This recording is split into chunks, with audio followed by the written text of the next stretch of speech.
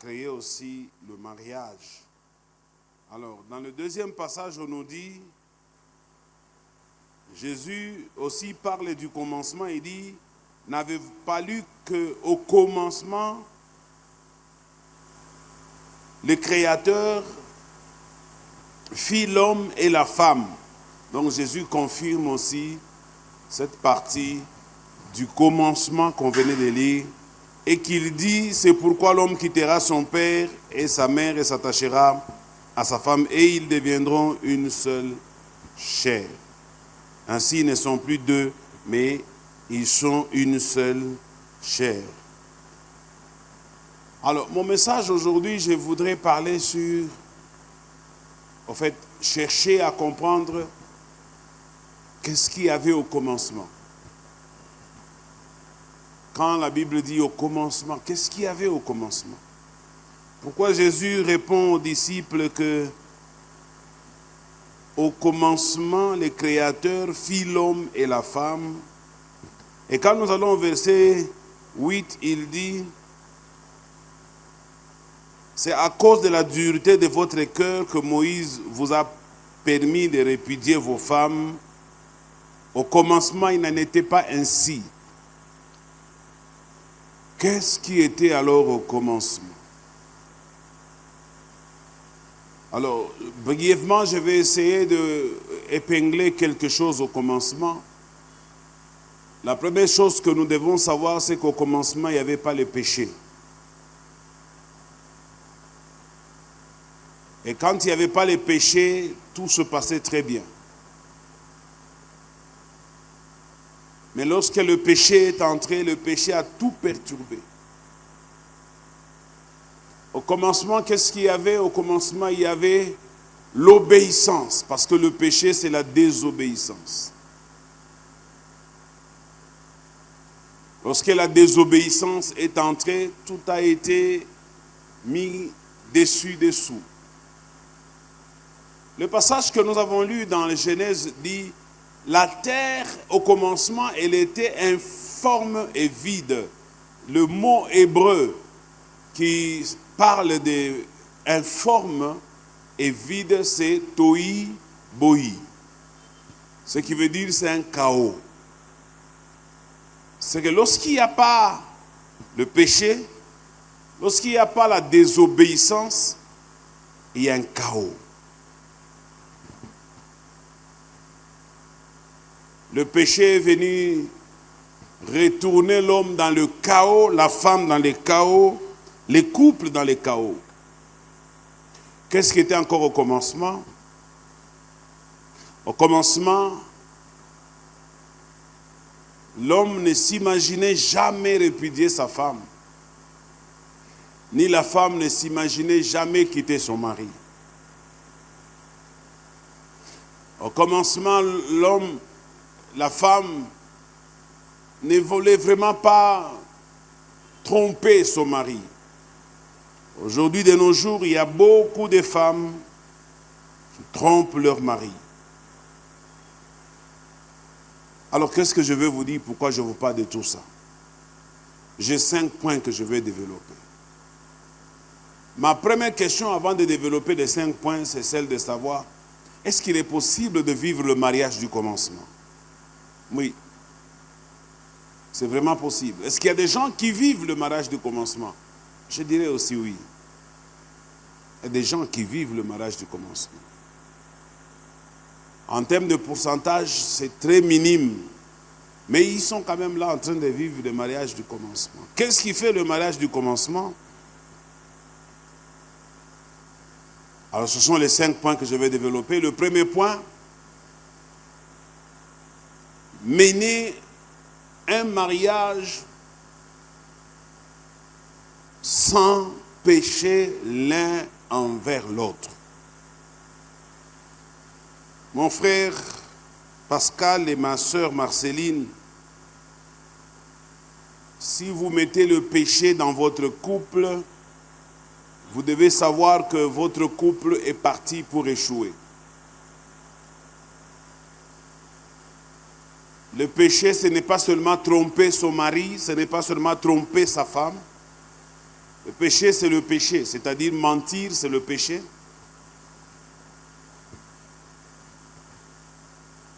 Manipuler quelqu'un, c'est le péché. Faire des choses derrière son dos, c'est le péché. Tripoter, c'est-à-dire les choses, vous le présentez comme si elles étaient belles, alors qu'en réalité, vous avez tripoté, c'est le péché. Alors si vous voulez tenir dans votre couple, éloignez le péché dans votre vie. Vivez comme des chrétiens, de vrais chrétiens. Parce qu'il y a aussi des faux chrétiens. Vivez comme de vrais chrétiens. Ma sœur, marche dans la crainte de Dieu dans ce mariage. Pourquoi? Parce que la Bible dit la crainte de Dieu est le commencement de la sagesse. Et une femme sage bâtit sa maison. Une insensée la détruit de ses propres mains. Alors pour que tu aies la sagesse, marche dans la crainte de Dieu. Une femme qui craint Dieu, c'est elle qui sera louée. C'est pas moi, c'est la Bible. Avez-vous déjà eu l'occasion de lire Proverbe 31 dans son entièreté? Lorsqu'on parle de la femme vertueuse. Cette femme-là qui craint Dieu. Cette femme-là qui honore son mari. Cette femme-là qui se réveille avant son mari et qui prépare la maison avant que son mari ne se réveille. Ce n'est pas moi, c'est Proverbe 31. Cette femme-là qui va au champ, qui acquiert un champ, qui travaille dans le champ et qui apporte le bénéfice du champ à son mari. De nos jours, ce genre de femmes n'existent pas. Ma sœur, si jamais il arriverait que tu travailles, pendant que tu seras dans le couple, dis toute la vérité sur tout ce que tu gagnes sur ton mari. Dis-lui. L'erreur que nous avons dans la plupart des couples, c'est que qu'est-ce que nous nous disons? Est-ce que lui me dit toute la vérité? Comme lui ne me dit pas toute la vérité, moi aussi, je ne vais pas dire la vérité. Ça, c'est une grosse erreur. La Bible dit, soyez en paix avec tous autant que cela dépend de vous.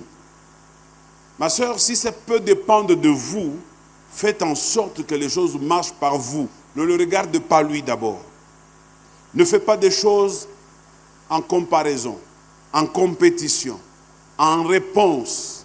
Mais faites des choses telles que vous savez que c'est ce qui est bon, c'est ce qui est correct. Car la Bible dit, celui qui sait faire le bien et qui ne le fait pas, commet un péché. Le péché.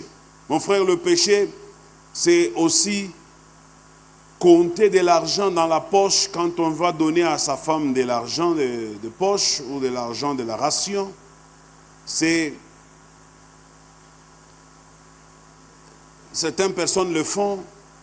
La femme découvre seulement le bulletin de paye dans la poche quand elle voulait laver la chemise ou le pantalon, et elle réalise que ce que tu lui donnes ne conforme pas à ce que tu gagnes.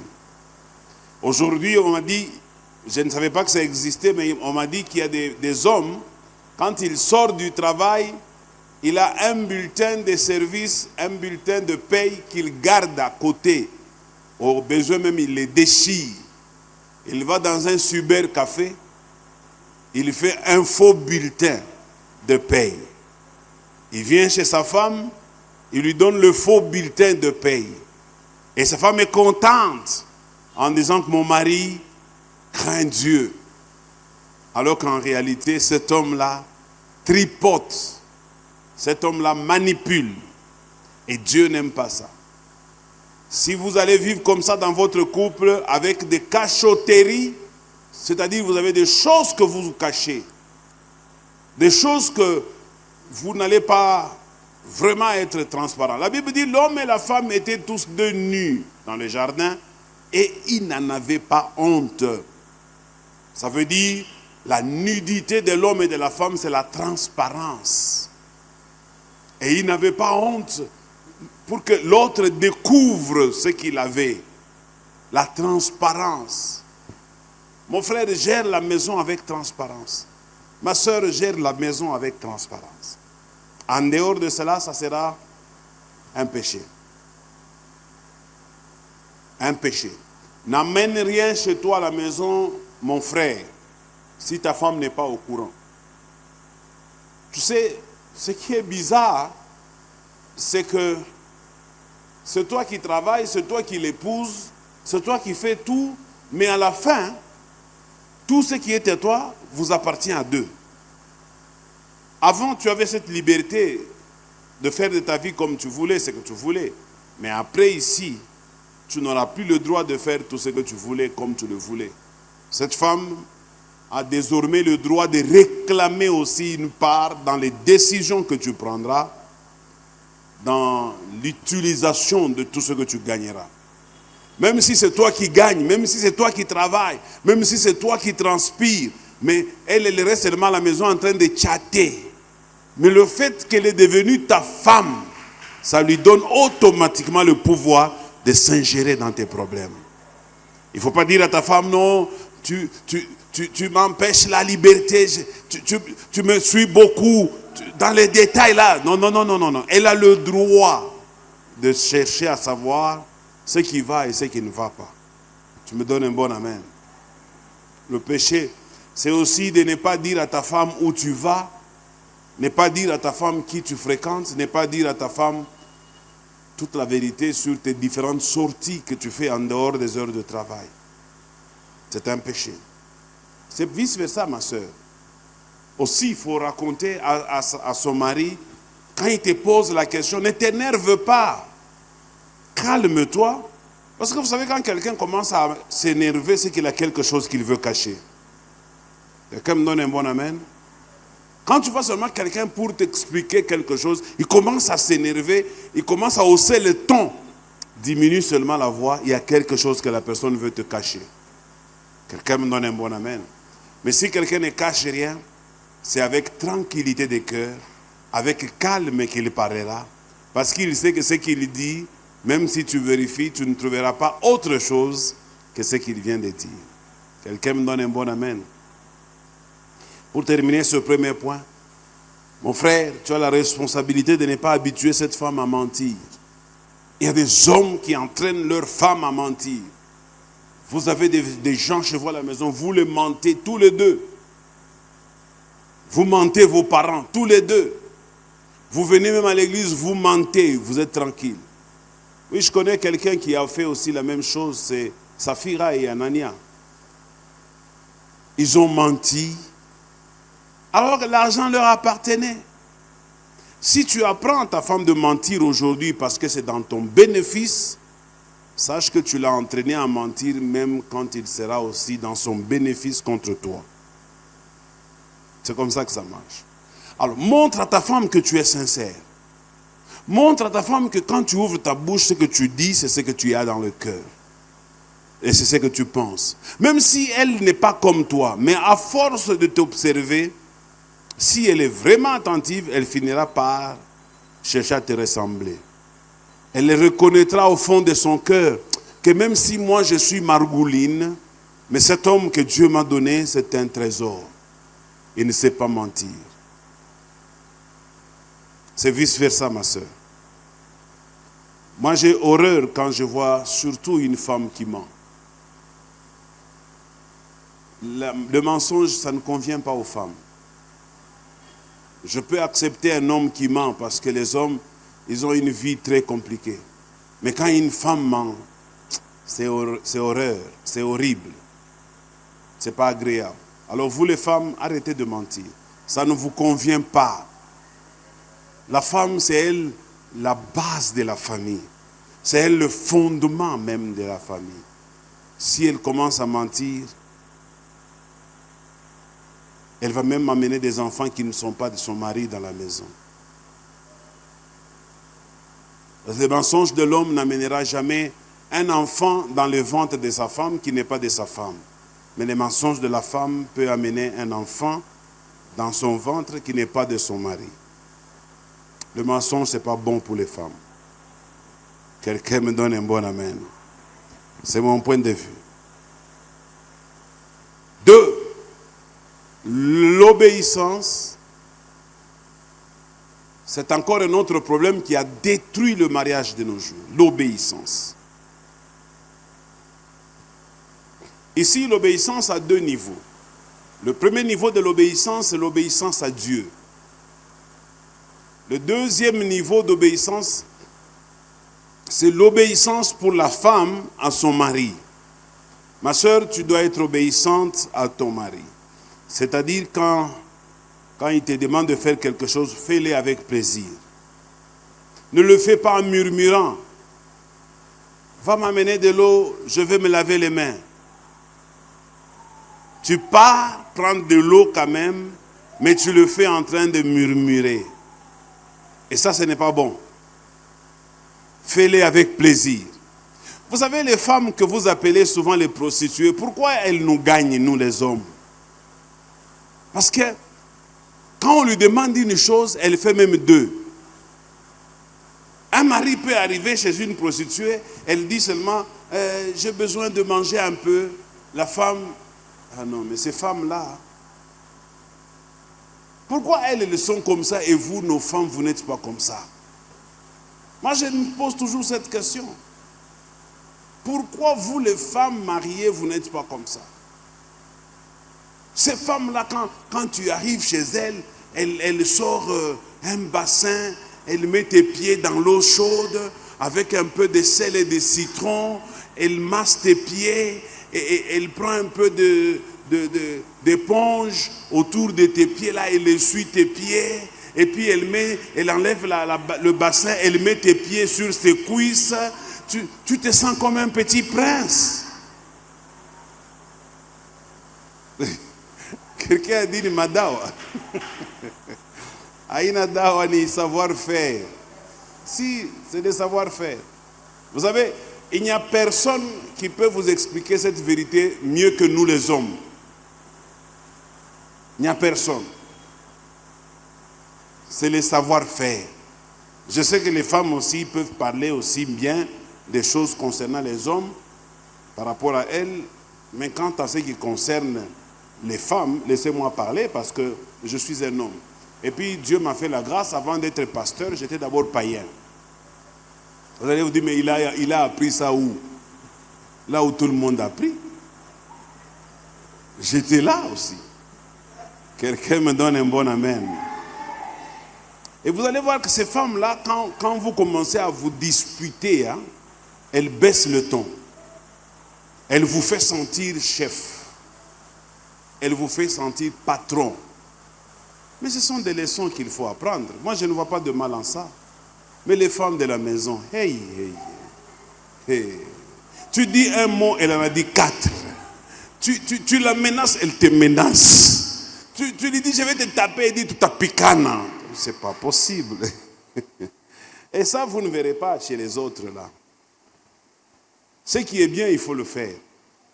Ce qui est bien, il faut le copier. Peu importe de qui on l'a copié, mais si elles font ça bien, faisons ça aussi bien. Ça, c'est pour ce qui te concerne, ma soeur. Obéis seulement à cet homme. Ça, c'est le secret. Si tu veux garder ton mariage florissant, obéis à ton mari. Seulement. Même s'il n'a pas raison, obéis. Parce que la Bible dit, l'homme est le chef de la femme. C'est-à-dire, quand lui t'induit en erreur, ça sera sa responsabilité et non pas la tienne. C'est lui qui sera responsable de tout ce qui va vous arriver. Pas toi. C'est lui le chef. Mais toi, en tant que femme, en obéissant, tu peux toujours lui donner des petits conseils, mais en obéissant. Par rapport à l'homme aussi, l'homme doit aussi obéir. À qui l'homme doit-il obéir? Est-ce que l'homme doit obéir à sa femme? Non. L'homme doit obéir à Dieu. Parce que la Bible établit la hiérarchie, ma sœur. Écoute très bien. On dit, l'homme est le chef de la femme. Non. On dit oui. L'homme est le chef de la femme et Christ est le chef de l'homme. C'est une hiérarchie. Jésus, l'homme, la femme. Alors, la femme obéit à l'homme, l'homme obéit à Christ. C'est biblique. Mon frère, vous devez aussi être obéissant. Parce que, écoutez, toutes les femmes au monde aiment les serviteurs de Dieu. Bon, surtout à notre époque. Maintenant, les serviteurs de Dieu, c'est devenu un peu controversé. À notre époque, quand tous les jeunes filles voulaient leur demander qui voulez-vous épouser, non, j'aime que les critères de toutes les jeunes filles, que mon mari soit un homme de Dieu, qui craint Dieu, qui sert Dieu. Parce que c'est, en fait, dans leur psychose, c'était que c'est la garantie. Quand tu as un homme de Dieu, tu as la garantie. Quand il craint Dieu, tu as la garantie. Quand il sert Dieu, tu as la garantie. Donc ces femmes avaient besoin de cette garantie. Alors, il faut que tu puisses donner à cette femme l'impression que tu crains Dieu. Les femmes aiment bien, quand nous nous disputons un peu, elles te rappellent, Nawe mtumishi wa Mungu. Tu vois, elles te rappellent que tu es un serviteur de Dieu. C'est qu'elle estime qu'il y a des choses que les autres peuvent faire, mais toi, tu n'es pas censé faire ça. Quand elle reste à la maison, elle doit savoir que tu ne la crains pas elle, mais tu crains Dieu. Quand tu sors avec l'argent, elle n'a pas peur parce que tu n'as pas laissé de l'argent à la maison, mais elle est sûre que celui que tu crains, il est plus fort et au-dessus d'elle. Donc, si elle sait que tu crains Dieu, tu vas la rassurer. Si elle sait que tu obéis à Dieu, tu vas la rassurer. Parce qu'un homme qui n'obéit pas à Dieu, c'est un danger public. Il tire sur tout ce qui bouge. Et c'est comme ça que les femmes ne sont pas dans la certitude d'avoir un homme qui est à moitié. Je connais les femmes qui n'ont pas de mari païen, de maris chrétiens, comment elles pleurent. Elles attrapent des histoires dans les voitures. Et je te dis, c'est dans les téléphones là. Surtout de nos jours avec les appels vidéo. Et il y a des histoires. Hein? Il y a toujours des codes qu'on met là-bas. N'est-ce pas? Si c'est possible, permets à ta femme d'avoir accès à ton téléphone. Tu lui laisses ton téléphone et tu vas par exemple au salon, elle est dans la chambre avec ton téléphone. Pas fermé, déjà décodé. Quelqu'un me donne un bon amen. Tu es en train de lui faire la preuve que tu ne la crains pas elle, mais tu crains un Dieu qui est au-dessus de toi. Que tu n'as rien à lui cacher. Il y a très peu de garçons qui peuvent faire ça. Hein? Je te dis, toi tu fais ça? Ah, c'est parce que tu n'es pas encore marié. Attends, ça va venir. Quelqu'un me donne un bon amen. Alors c'est ça le problème, c'est que la femme doit... Et puis les femmes aussi, je me plains un tout petit peu, ma soeur, je me plains de vous les femmes. Quand elle sait que son mari craint Dieu, ça devient une raison pour ne pas les respecter. Une raison pour ne pas le craindre. Oui, c'est vrai, Dieu l'a déjà saisi. Mais n'oublie pas que cet homme-là que Dieu a saisi aujourd'hui peut échapper entre les mains de Dieu. Ça, c'est une erreur que beaucoup de femmes font. Oh, puisque mon mari prie, puisque mon mari est... Je connais une femme de l'église qui me disait toujours, papa, mon mari là-bas, il faut que tu lui donnes un titre à l'église. Il va arrêter. Lui, il est dans l'alcool, il est dans les femmes. Donne-lui un titre. Maintenant, je regarde cette femme, je dis, quel titre? Non. Donne-lui même qui devient diacre ou ancien. Je dis, si ça s'est disputé comme si c'est comme ça que ça se négocie pour devenir ancien, alors l'église n'existe plus. On ne peut pas devenir ancien pour craindre Dieu. On commence d'abord à craindre Dieu avant de devenir ancien. On commence d'abord à craindre Dieu avant de devenir diacre. Mais elle pense que c'est en lui donnant le titre de diacre ou d'ancien que son mari va changer. Ça, c'est faux. Le titre ne change personne. Tu n'as pas besoin du titre, mon frère. Crains seulement Dieu. Le titre viendra après. Quelqu'un me donne un bon amen. Et c'est possible de vivre le mariage du commencement. Quand la Bible dit au commencement, il n'en était pas ainsi. C'est vraiment possible. Moi, je le crois. C'est vraiment possible. Le troisième point. qui peut nous ramener à vivre le mariage du commencement. C'est que quand vous entrez dans le mariage, au commencement, les divorces n'étaient pas quelque chose qui était envisageable. C'est comme ça que Jésus dit, au commencement, il n'en était pas ainsi. Parce qu'eux, ils disent, Moïse nous a demandé d'écrire une lettre de divorce à la femme et de l'expédier, de la refuser, de la répudier. Jésus dit, c'est à cause de la dureté de votre cœur que Moïse vous a permis de faire ça. Mais au commencement, il n'en était pas ainsi. C'est-à-dire quoi? Au commencement, les divorces n'étaient pas envisageables. Mon frère, Pascal, n'envisage jamais les divorces. Ne te dis même pas que, bon, si ça marche, tant mieux. Si ça ne marche pas, tant pis. Non, on est entré dedans pour y rester. C'est pour cela qu'on va vous poser la question aujourd'hui ici.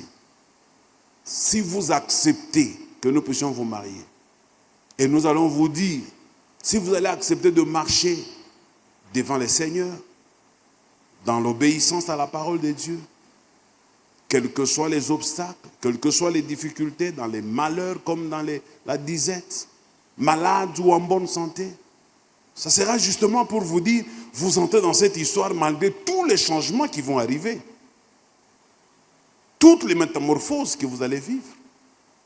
Vous y entrez une fois pour toutes. Quelqu'un m'a posé la question avant-hier, il me dit, pasteur, si quelqu'un vit dans un foyer où c'est pourri, où il n'y a plus moyen de sortir, je lui ai dit ceci. Il y a possibilité de divorcer uniquement selon la Bible lorsqu'il y a infidélité. C'est l'unique cas que le Seigneur a reconnu. C'est-à-dire lorsque l'un des conjoints est sorti dehors. Mais si ce n'est pas le cas, quel que soit ce que vous allez traverser, oubliez cette notion de vous séparer. Mourrez ensemble. Finissez votre vie ensemble. Ne te sépare pas de cette femme parce qu'elle ne sait pas faire la cuisine. Si tu es un grand homme, cherche-là une bonne dame qui va commencer à faire la cuisine pour toi. Moi, j'avais un ami à moi, il avait une bonne. Cette bonne faisait très bien la cuisine. Et il me disait toujours, oui, bonne, hein. Et qu'on a piqué mzuri ça. Tu vois?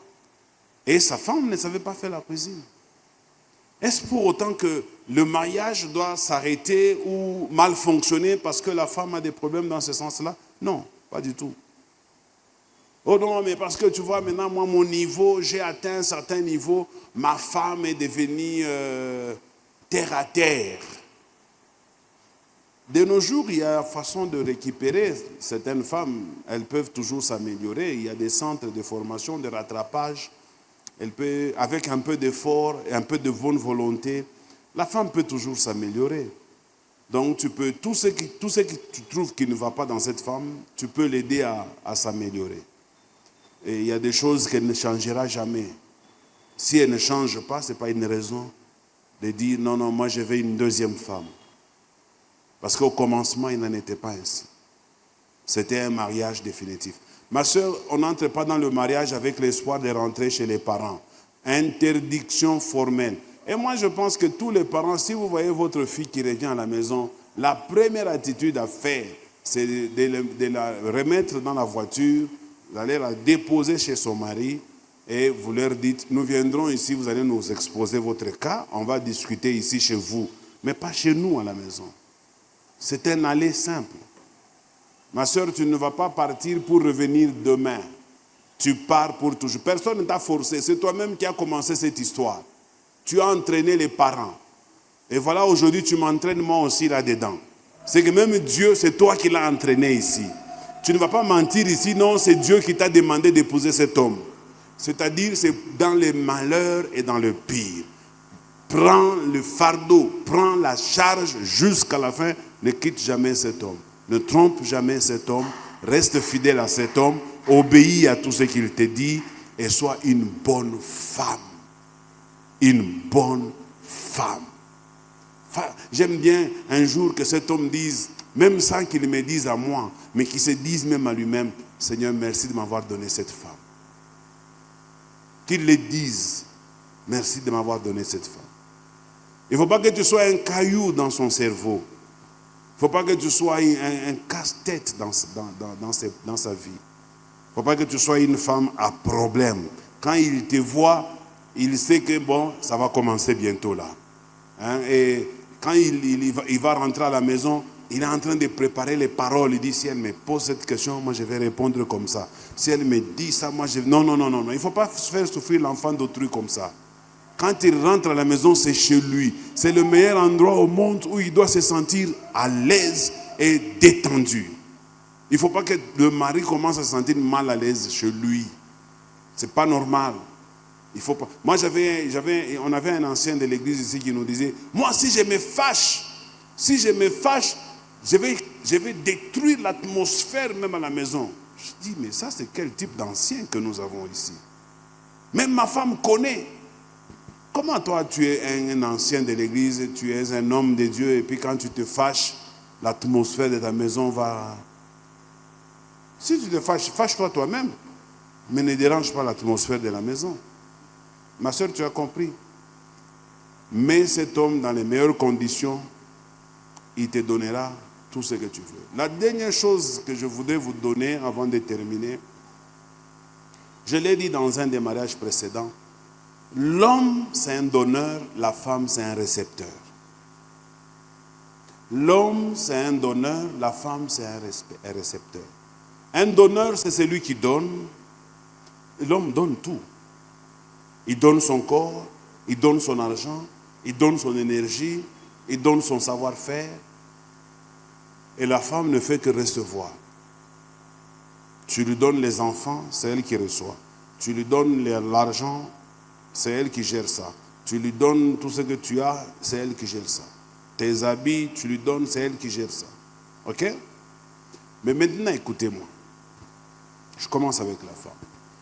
Tout ce que l'homme met à la disposition de la femme a la capacité de les transformer et de les retourner à l'homme transformé. L'homme te donne la sémence, tu reçois sa sémence, tu transformes ça en un bébé. Tu lui donnes le bébé. Voilà la nature comme elle a fait des choses.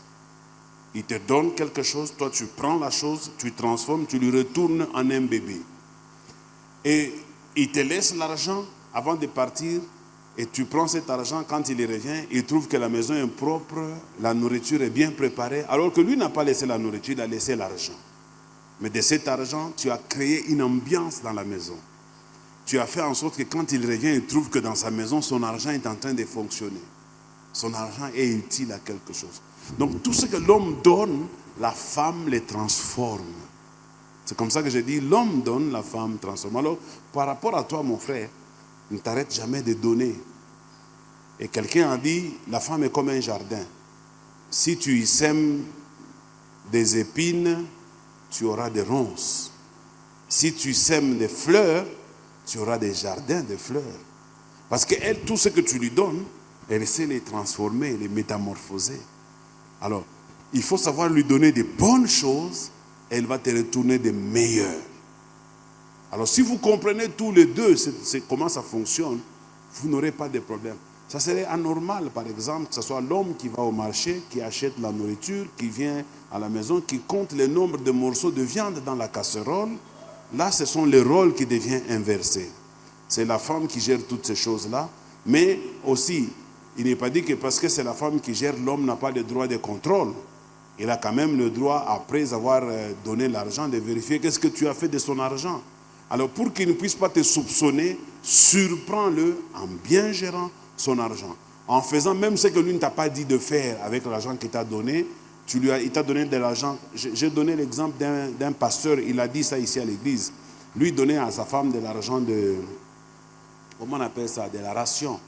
Au bout de 4 ans ou 5 ans, sa femme l'appelle un jour, il monte dans la voiture, la femme l'appelle, l'amène quelque part, parcelle, achetée, construit, clé à la main. Il dit, voilà notre maison. Le pasteur dit, non mais comment ça? Il dit, tout l'argent que tu me donnais là, je ne terminais pas tout. J'achetais l'essentiel et je gardais un peu. Et ce que je gardais, je mettais à la banque. Voici les preuves bancaires de tous les versements, de tous les retraits, et les résultats sont là. Qu'est-ce que cet homme nous a dit ici à l'église? Qu'il a beaucoup loué sa femme. Il a dit à partir d'aujourd'hui, même ce que j'ai gardé en poche là, que je t'ai caché, je vais maintenant commencer à tout te donner parce que tu mérites ma confiance. Quelqu'un me donne un bon amen? Donc ces choses fonctionnent exactement comme ça.